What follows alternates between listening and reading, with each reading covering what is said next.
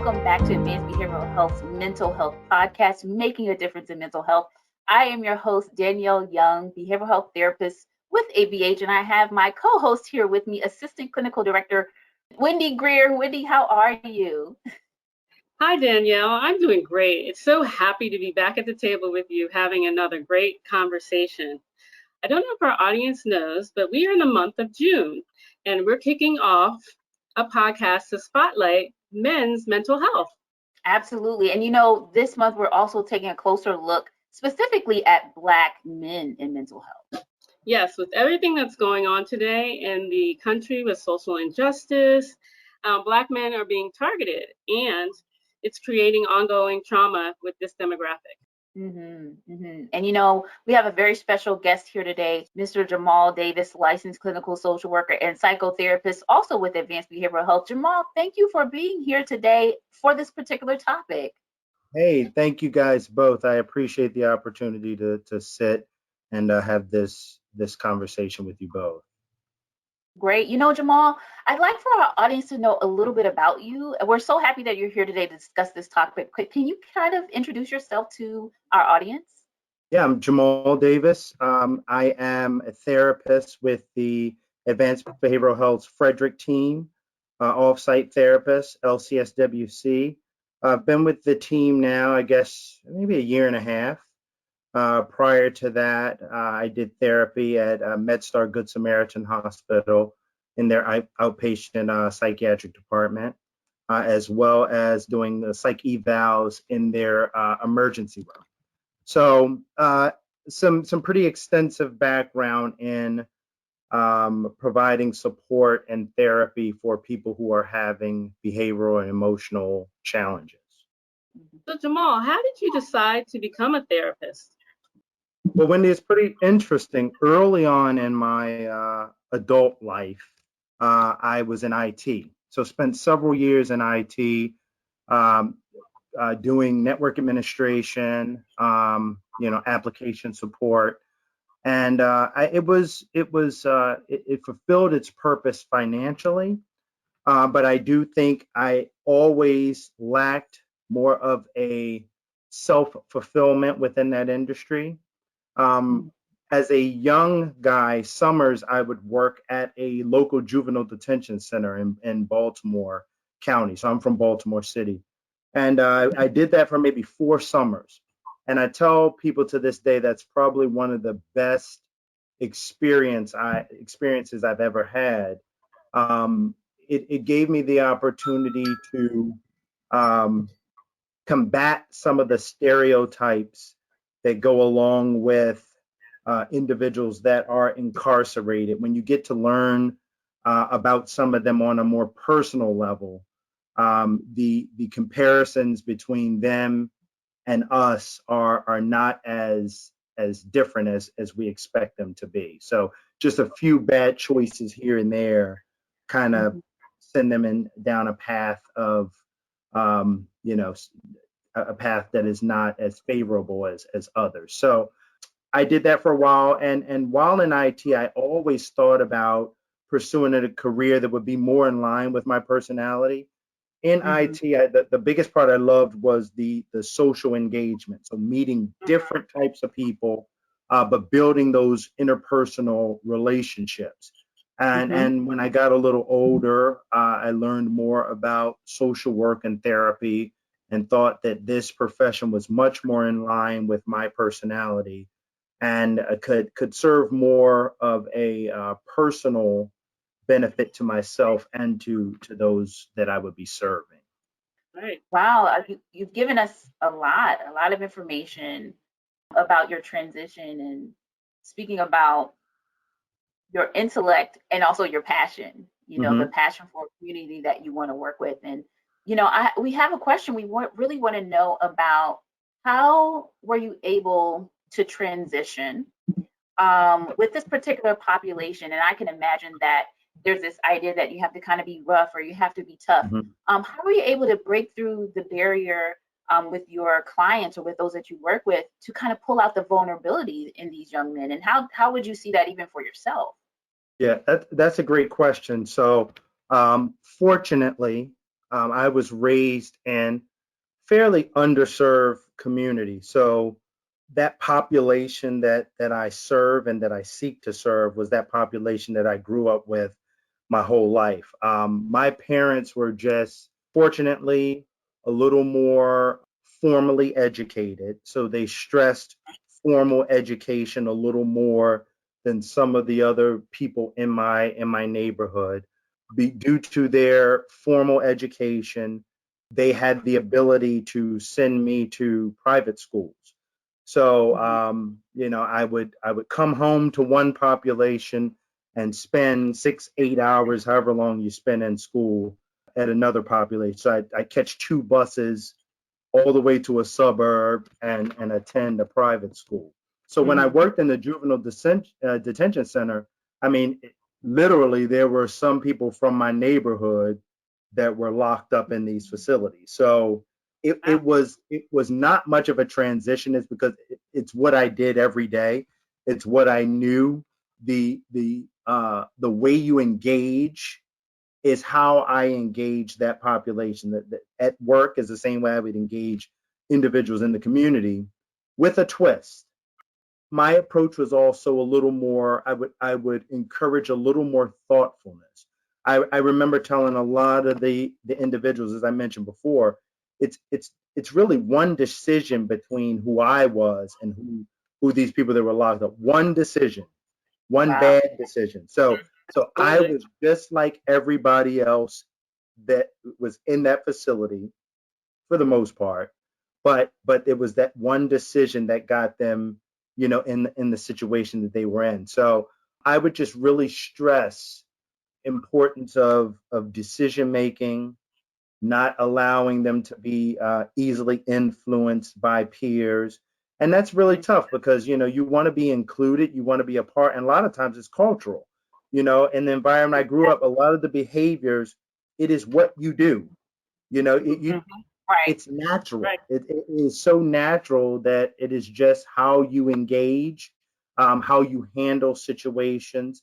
And fortunately, due to my experiences, I was able to communicate on a level that would allow these people to become aware and want to hear me, and then use that opportunity to provide a little more information, a little more strategies on how to navigate some of the ills that are part of that community that I grew up in. Oh, that's powerful.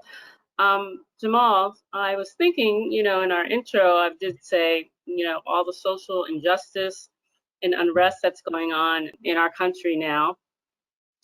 And given your experiences in your family growing up, coupled with the experience you had working with the young men, what advice would you give young Black men or Black men in general in raising a Black child today in this society?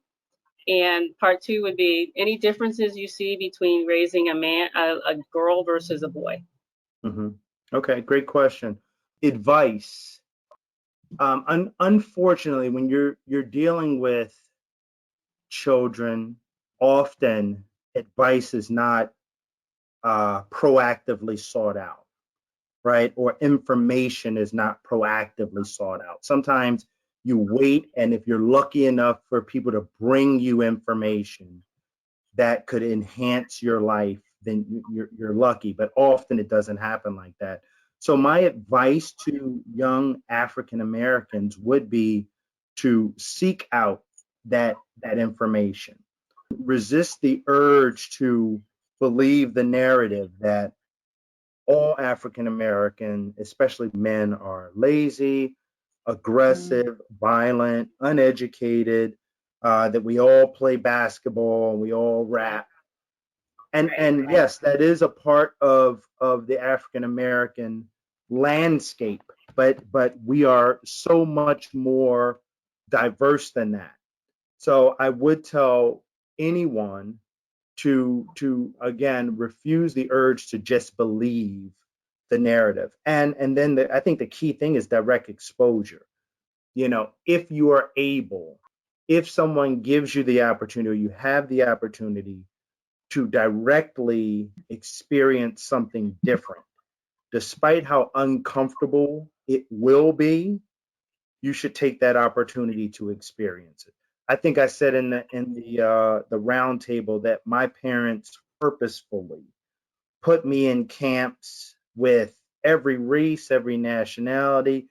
They send me places. They would make me go stay with a white classmate. I didn't know why. They would befriend the parent, and then they say, "Oh, this weekend you're staying with Billy." Like, Right.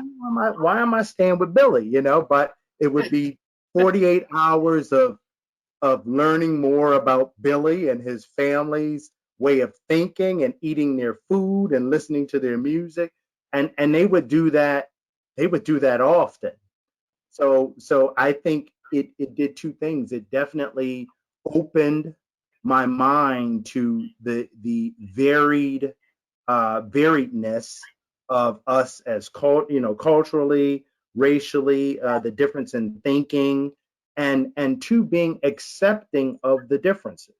So after a while, it went from, this is so crazy, it's so different, it doesn't make sense, to, if that's how you do things, that's perfectly fine. And I'm not going to judge that, and you should not judge or impose your way of thinking or doing on me.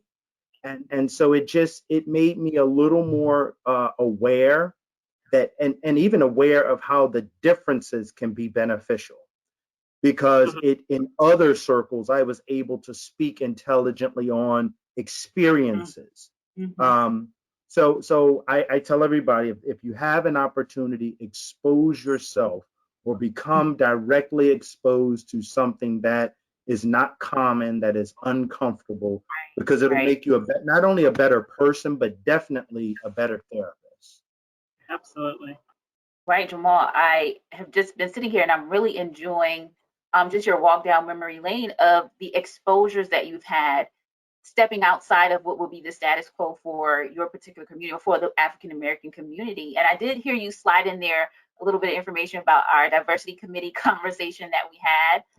But you've talked about the experiences that you've had. How have these experiences ultimately shaped who you are as a therapist and how you approach therapy? I think one of the biggest things is that I no longer make assumptions, right? Because due to my experiences, something can look one way, it can sound one way, and I no longer assume that it's going to be this way. So as a therapist, I go in now, and it takes time for you to truly understand the makeup of a person. Doesn't matter where they're from or what they look like, until you have an opportunity to engage them and ask questions and have conversations. You don't know. And as a therapist, I think that's my biggest thing. We cannot make assumptions about anything.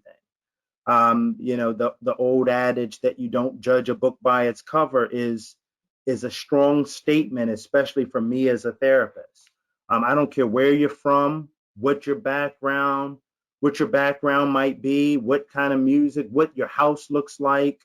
I won't assume that you're either educated or uneducated. I won't assume that you have racial beliefs one way or another, or political beliefs one way or another, until I sit down and get actual facts. Then it's just a blank slate. And I think we do that all too often. We allow the media, we allow our lack of experiences to dictate how we engage other people. I have friends from my neighbor. I had a friend just a week ago who has, he went to an HBCU. He's from my community. He teaches at a Baltimore City public school. I don't know if there are any Caucasians or any Asians or any Hispanic that he ever engages with. And when he comes to my house and there's a little bit of every race, he feels completely uncomfortable, because and he's a grown man and he's never had those experiences. So a lot of his engagement and thoughts are based off of what mom told him, or what other people from the neighborhood said, or what he saw on television. And I asked him 2 weeks ago, like, have you ever experienced this firsthand? And he said, never. So your assumptions are just that. So Right. I think it's important if you have the opportunity, or if it's so important that you take the step to do it. And often the majority culture, it is not important for them to know anything else. So they just don't. But my advice in raising my two Black sons is I expose them to as much as possible. And I ask them what their thoughts are. We have candid conversations. And I think it'll make them a well-rounded young men as they grow older. Jamal, I love that. I love the whole concept of exposure. Do you see any differences with young Black girls? Well, I've never raised any Black girls, but I would assume that the process, at least my thoughts on the process, would be very similar. Engage other people, get that exposure and direct experience, and then you formulate your own assessment of what just took place, instead of relying on others. Even books. I don't read a lot. I've started in the last year reading more, and books sometimes will be slanted in one direction, and so I just took that away as information.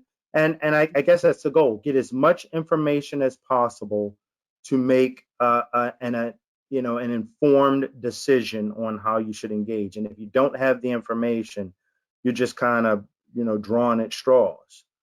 It is one thing from a Black male perspective. I thought it was so interesting when we moved to Frederick County 6 years ago. I immediately took my two Black sons. I think the oldest might have only been, I don't know, 5 or so, to the police department, and I introduced myself. I actually sent a letter. I'm in New Market, it's a little small town, and I sent a letter to, I don't know if they have their own like governor or mayor. I found this guy, sent him a letter, introduced myself. Jamel Davis, just moving in, 2 sons, the whole gamut. Took my kids to the police department, and my wife thought it was crazy, but I introduced myself, and I said I will be driving through this area. I play my music loud at times. I have 2 young boys who will be young African American young men shortly. They will be driving through this community. Absolutely. And I could tell it was uncomfortable, but I felt the need to do that. I don't know if it would make a difference, but it made me feel more comfortable, getting some names and shaking some hands, thinking that I could be safer, that I would not be stereotyped in some way. And maybe that was kind of delusional, but for whatever, and I've never done that anywhere else. And I've lived in I've lived down south, but for whatever reason, this was the first time I felt the need to do that. And especially as I have a soon to be a freshman in high school, and he's a pretty big kid. And as him and his friends, who are majority Caucasian, get into things, I do get a little more concerned because he is brown, and we don't get the passes that other folks tend to get sometimes. So I have to remind him of that all the time, that you can't, they play this game Manhunt, where they run through the community at night and they shoot these little toy guns, and they all do it. And we keep my son, he wants to play so bad. I think we let him play once, but I said, you can't be a brown kid running through a white neighborhood at night with toy guns. I just can't allow it to happen, Right. And it's unfortunate because the kids have a great time, and they come knocking on the door, and he come out and play Manhunt, and they wait till it starts to get dark. And we live in kind of wooded area, and I'm like, nah, he can't play Manhunt. Yeah. Jamal, I'm listening to you, and you have said a lot. I think it's interesting, kind of going back a little bit. It's interesting that you discussed just the idea of what your parents did, exposing you to different cultures, different surroundings, and then you also did the juxtaposition to your friend who hasn't been exposed. And so sometimes there's a limit of information, Mm-hmm. or sometimes there's, like you said, you kind of fall on, or you default to either the status quo, or you default to either what you know because of what you've been told the generation before. And I find it interesting now that the same thing that your parents did, you're doing with your sons, which is commendable. But this story about this police station, I'm sitting here with my eyebrows raised a little bit, maybe feeling the same way that your wife did. But here's the one thing that I always say to some of the young Black men that I work with, Black men in my family, Black men that are actually my friends: I will never have the Black male experience. So while I champion Black men and I want to make sure that you feel seen, you feel heard, you feel protected, I will never know exactly what it's like to be a Black man. So you are justified in your reasons for taking your 2 Black sons to the police station. So you see me, you know me, this is what you can expect. And while your wife and while those in the surrounding may have felt uncomfortable, sometimes you have to do things a little bit different, or things that have never been done before, to set a specific precedent. And so I assume now people know you in the neighborhood and you feel a little bit more comfortable. And then this story that you tell about your sons and this game, I think as maturity happens, as he grows, and especially as Wendy was talking about earlier, the climate that we're in, my goodness, I can understand that the game might be fun, but it might not be beneficial to your son. And I'm sure that you and your wife sit down and have these discussions. But wow, you gave so much information. Wendy, did you have something to add to I just think, Jamal, it's a great way for Black men to model. Your kids, especially, the game really got to me that your son's friends don't understand what we have to understand as Black children, that they don't get a pass. And I can just, when you said that, my heart sank, because I'm thinking, oh my God, little Black children running through the woods with toy guns, to me is a death sentence. But your kids will appreciate you, and you're modeling for them, and they're going to take that knowledge and information and experience and take it with them when they grow and have their own family. So, kudos to you. Great role modeling. Yeah, thank you. I did want to share, I don't know if you asked the question about vulnerability and Black men being vulnerable. I think that's a great question. I think men in general are not given the allowance to really be vulnerable, but Black men definitely, especially those who come from, communities like, urban core, being vulnerable is never something you want to do. If you are blessed enough or lucky enough to have a family member or someone that's a soundboard that you can be vulnerable to in person, in private, that's a great thing. It's therapeutic. You need it. But overall, we're not really afforded that opportunity. I am extremely vulnerable with my boys.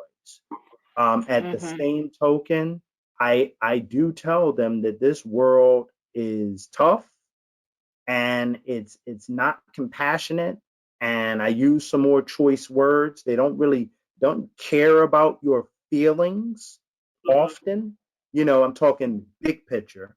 But you have a dad that does, you have a mom, you have some core family members who will give you that love and that back rub. And then I'm going to put that suit of armor back on you and I'm kicking you right back out there because you got to be tough. And that's kind of like, that's really what my dad did for me. There's a time to be vulnerable, but I think outward vulnerability, it's still somewhat taboo. I have 5 good friends, core group of good friends, and we say I love you. If we sit at a dinner table, it's constant. I love you. It comes off a little bit like over the top, but these men, these are 5 strong men that always I love you. I love you. Well, I love you. It reminds me of the conversation about crying as well. Like Black men can't cry. Yeah. Don't show it. So that's nice. It's beautiful. Yeah, my dad never cried.